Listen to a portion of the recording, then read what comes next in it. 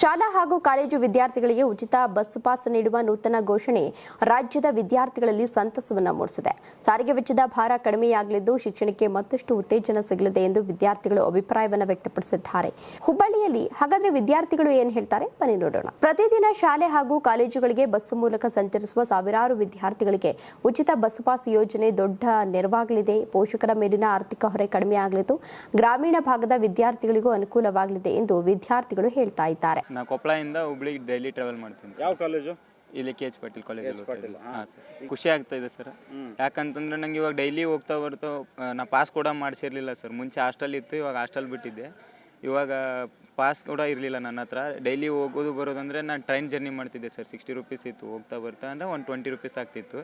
ಇವಾಗ bus free ಮಾಡಿದ್ರಿಂದ ನಂಗೆ ಜರ್ನಿ ಕೂಡ ಫಾಸ್ಟ್ ಆಗುತ್ತೆ ಮತ್ತು ಕ್ಲಾಸಿಗೆ ಅಟೆಂಡ್ ಮಾಡೋಕ್ಕೆ ಕೂಡ ಒಳ್ಳೆ ಟೈಮ್ ಸೇವ್ ಆಗುತ್ತೆ.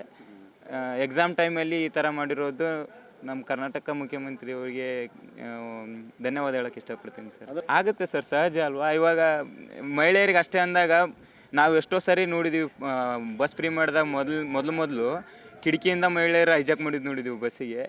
ಆದರೆ ಇವಾಗ ನಾವು ಹೇಳ್ಕೊಬೋದು ನಮಗೂ ಬಸ್ ಫ್ರೀ ಇದೆ, ಸೀಟ್ ಇವಾಗ ಒಂದು ಸೀಟಿಗೆ ಕುಂತ ತಕ್ಷಣ ನಮ್ಮ ಬಸ್ ಫ್ರೀ ಸೀಟ್ ಬಿಡು ಅಂತ ಹೇಳಿದ್ದು ಉದಾಹರಣೆಗಳಿತ್ತು.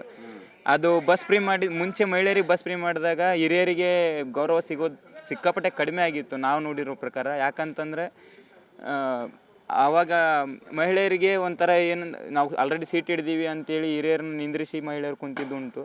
ಬಟ್ ನಾವು ವಿದ್ಯಾರ್ಥಿಗಳು ಅದನ್ನು ಒಳ್ಳೆ ರೀತಿಯಿಂದ ತೊಗೊಂಡು ಹೋಗ್ತೀವಂತ ಕರ್ನಾಟಕದ ಮುಖ್ಯಮಂತ್ರಿಗಳಿಗೆ ಹೇಳೋಕ್ಕೆ ಇಷ್ಟಪಡ್ತೀವಿ. ಏನು ಈ ಉಚಿತವನ್ನು ವಿದ್ಯಾರ್ಥಿಗಳು ಮಾಡಿದಾಗ ಎಲ್ಲ ತುಂಬ ಅನುಕೂಲವಾಗಿದೆ. ಇದರಿಂದ ಬಹುದಿನಗಳ ವಿದ್ಯಾರ್ಥಿಗಳ ಬೇಡಿಕೆಯಾಗಿತ್ತು, ಇದು ಉಚಿತವಾಗಿ ಮಾಡಲೇಬೇಕು ಅಂತ. ಎಷ್ಟೊಂದು ಇದರಿಂದ ಸ್ಟ್ರೈಕ್ಗಳು ಮಾಡಿದ್ರು, ಎಲ್ಲ ಮಾಡಿದ್ರು. ಆದರೂ ಕೂಡ ಬರೀ ತಮ್ಮ ಎಲೆಕ್ಷನ್ ಸಂಬಂಧ ತಮ್ಮ ಉಚಿತ ಪಂಚಭಾಗ್ಯನ ಕೊಟ್ಟು ಎಲ್ಲ ಮಾಡಿದರು. DK ಶಿವಕುಮಾರ್ ಅವರು ತಮ್ಮ CM ಆದ ತಕ್ಷಣ ಮೊದಲನೇ ಕ್ರಮನೇ ಈ ಥರ ತಂದು ಇದು ಬಹಳ ಎಲ್ಲ ವಿದ್ಯಾರ್ಥಿಗಳು ಖುಷಿಯಾಗಿದೆ. ಇದರಿಂದ ಎಷ್ಟೋ ಜನ ಬಡ ವಿದ್ಯಾರ್ಥಿಗಳಿಗೆ ತುಂಬ ಅನುಕೂಲವಾಗುತ್ತದೆ.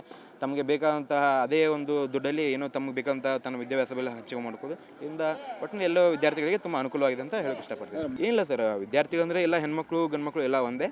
ಆದರೆ ಇಷ್ಟು ದಿನ ಬರೀ ಅವ್ರಿಗೆ ಇಷ್ಟ ಮಾಡಿದ್ರೆ ಇವಾಗ ಹುಡುಗರು ಕೂಡ ಅವರು ತಮ್ಮ ಕೇಳುತ್ತೆ. ಹೆಣ್ಮಕ್ಳಿಗಿಂತ ಹುಡುಗರು ಖರ್ಚು ಜಾಸ್ತಿ ಇರುತ್ತೆ, ಅದು ಯಾರಿಗೆ ಗೊತ್ತಾಗಲ್ಲ. ತಮ್ಮ ಮನೆಯಲ್ಲೆಲ್ಲ ಪ್ರಾಬ್ಲಮ್ ಇರುತ್ತೆ, ಆದರೂ ಕೂಡ ತಮ್ಮ ಕಷ್ಟಪಟ್ಟು ಇದು ಮಾಡ್ತಾರೆ.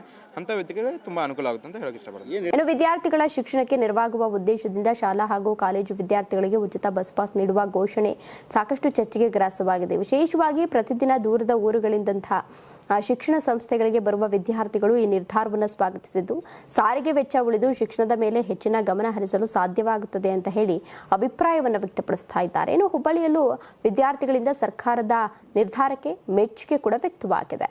ಒಟ್ಟಾರೆ ಉಚಿತ ಬಸ್ ಪಾಸ್ ಯೋಜನೆ ವಿದ್ಯಾರ್ಥಿಗಳ ಶಿಕ್ಷಣಕ್ಕೆ ಉತ್ತೇಜನ ನೀಡುವ ಜೊತೆಗೆ ಪೋಷಕರ ಆರ್ಥಿಕ ಹೊರೆ ಕಡಿಮೆ ಮಾಡುವ ನಿರೀಕ್ಷೆಯನ್ನು ಮೂಡಿಸಿದೆ.